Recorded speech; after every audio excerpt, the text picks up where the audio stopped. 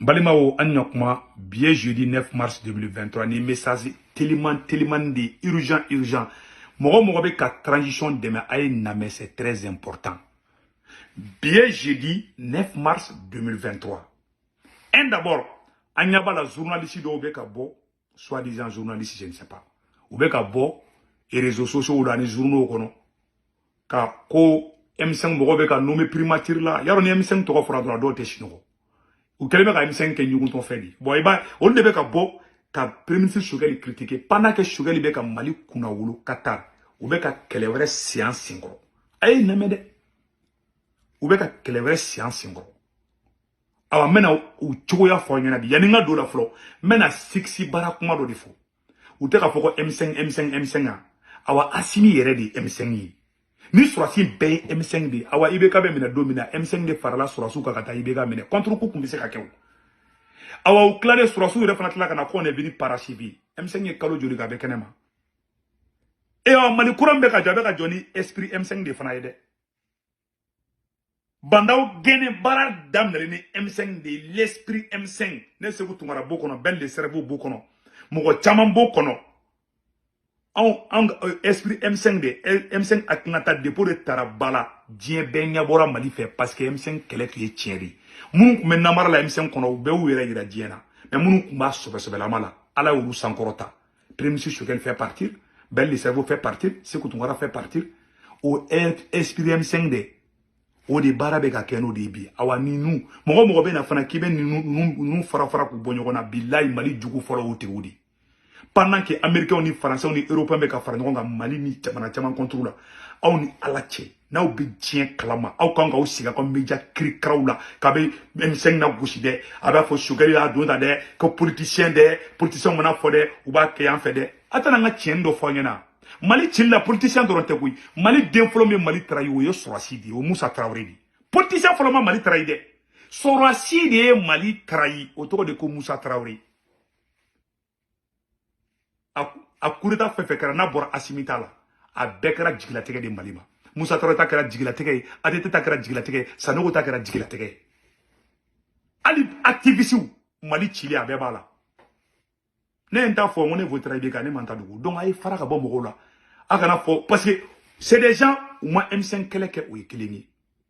munumbe parce que ou chama kumbe ou chama ka langini te dobre ye ka fara nani fara li sinon anye kureta kele uyu kodo M5 na ni bandaw kumbala Muktar wan kungu janfa mais bien nous famille c'est la famille anti se kataka nyogon to on be de famille kelegi be an be fara nyogon ka kono dia nyogon jema nya bo an fe bia ne bulu ya ka fierté de adobe ou tara opposition na fara ka Choguel kele ou desra opposition na ou na do escroquerie la kuire ke tranchon la face baka bay ou beto ku to la beto ni mogo ngina makolo ndo dro bu denga kudo di premier ministre Choguel ma mais nous on est là inspecteur Derrick on vous voit on surveille tous vos gestes aw be vengeance kele la o te maliko kele la na be maliko kele la horonya ni yere wolo yala aw be missile de taka nunu kala toujours non Choguel ame surasu de ko ante Choguel ko ngo Choguel ni Assimi de be ka jaga baraka nyoko fe Choguel tara mun fo Qatar ngo Assimi na bena la di c'est une équipe mais ayate Américains ni Français be ka fara ngonga ayate munu me jugu munu me Mali contrôle be ka fara ngonga ça veut dire que Mali jugu folo di Assimi ni be jugu saraka bo mogo be kana problème zigzagging créanga cercle konana billahi na ayati begge c'est des escrocs ado mena opposition na nga do klara kanadi parce que Mali ngono ni be fe ka ke fin trop ke escroc ima ado e escroc ke dans le dron où est là ka ta niveau de la hali munu yere c'est que transformation ma o tien fana betla ka bangiou Imara ni be tien fo bi ima mandi Afrique de ima mandi de parce que fama kere mo chama be olu kuma no man ne kadui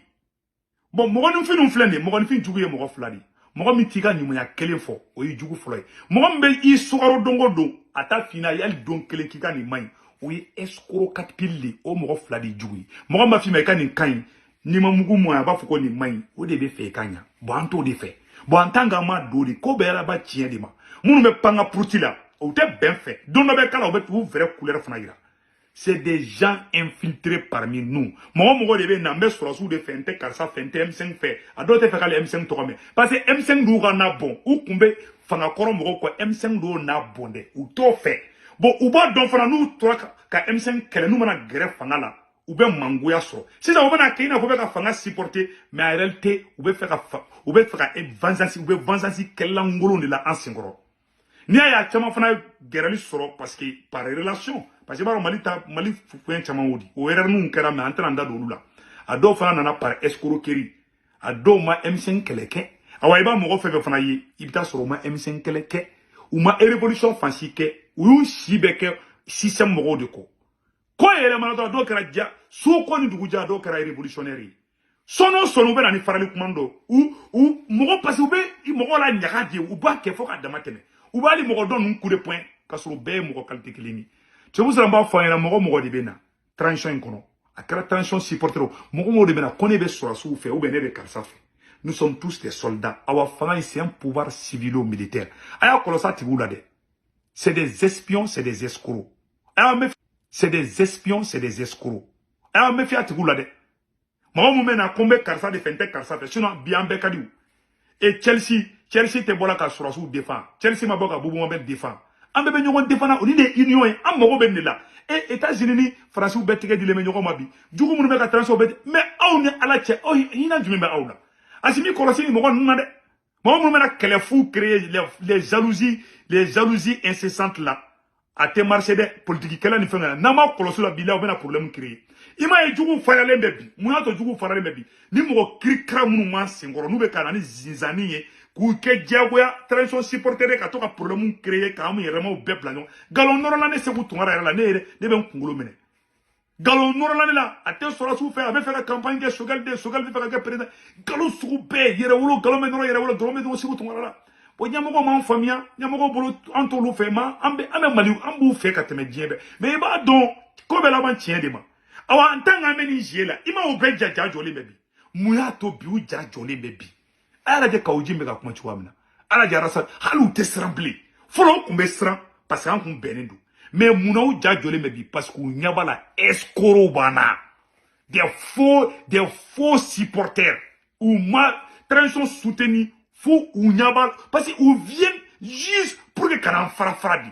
c'est des infiltrés ou bena confusion créée en ñokonche aya kolosu la de na ou négliger obesta billahi na ma kolosi mo be na ni frali ou va faire assimiler de kelemese ou ben en place j'écris kara ou la politique j'ai ou la na erdama ma ben ambe bi mo formé sikaka je répète encore na ma ben ambe bi mo deux fois te na ma ben ambe bi awa me fie escroc la bon fa yana bi et puis me kuma kele fana fo yana en flene mo yato en méfiance be ke on a parce qu'on dit la vérité ante mo ko contrôle la Tese na kwa na be nyoko famia. Mogo do bolo. Par exemple ça non.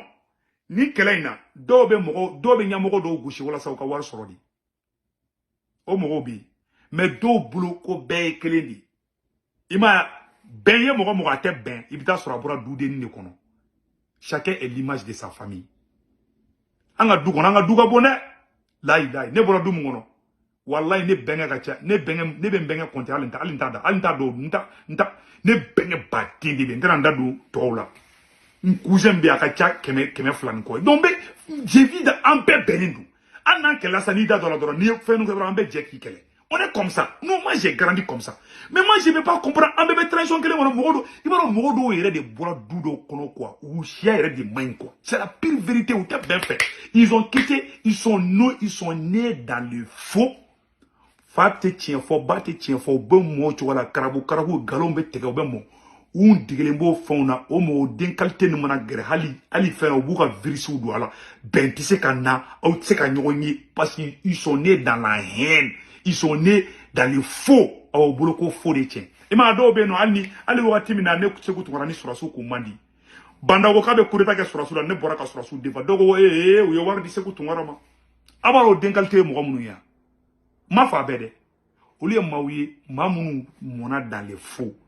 fa be tra chouani ke ku balu ba be chouani ke ku balu ou yere nyabala ou yere bolo chouani yere te ko kalabantia ni arnaki ni chantage ou degelen bolo ou mono la ou bolo ko des solutions ou bolo ko des tiens nous mogo i bora ka mogo frapper puisque olube mogo frapper di ka fo nyamogo do yana ikani photo be mbolo no karo nyamogo bu wule ka pia duma munun degelen bolo de olu bolo ko bere tini e ma ko ya e ma do re ba ko tien tenu ko shila parce que ils sont nés dans les fous o mogo ki kara chama ban sinkro et puis mali ngono quand il est escroc là il est que fin de il m'a escroc a chama be do be kana do escroc kiri la mais en réalité, on a donné quoi. Mais quand Bébala Ban tient des mains, qui pouvait imaginer ne ne sera si nous mandi parce que vous pouvez banda ou comment fait. Ne comptez banda ou fait, ne moutarwan fait. C'est pas parce que nous sommes sur sous contrôle la ouatila. Mais banda ou kabe sur sous java domina, banda ou viruman tiamansan, a viruman do traka signer en transition clean. Ne après vous ira la sur sous là. Mais ça, il va ou tiaman de be, il va la madame que comme on bi façade. Moi, du coup, il y a mon qualité flani. Mogombe mogombe ti apprécier ali donkele abi odi jugo floflo i jugo flana mogombe ko abi fasada de guitare ta ki fasada e ka fembe quand tout est bon tout est rose oye escorodi awa mo qualité de kana telinga ke fin madiko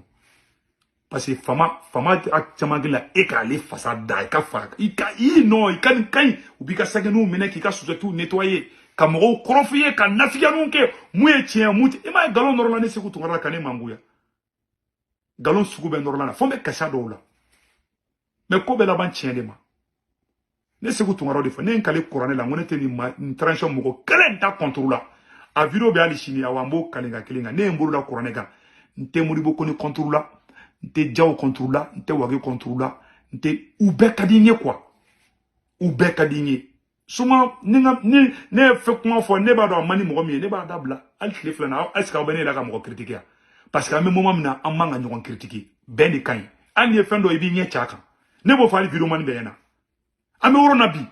anga ñetu ñogon nga jili fonu kan anga avancer parce que am mo bo la bi ni magara mo di ko na dro ibene jole soronya ni magara asimile bene jole soronya ou be de clé ne bulu Shogel la même chose mais do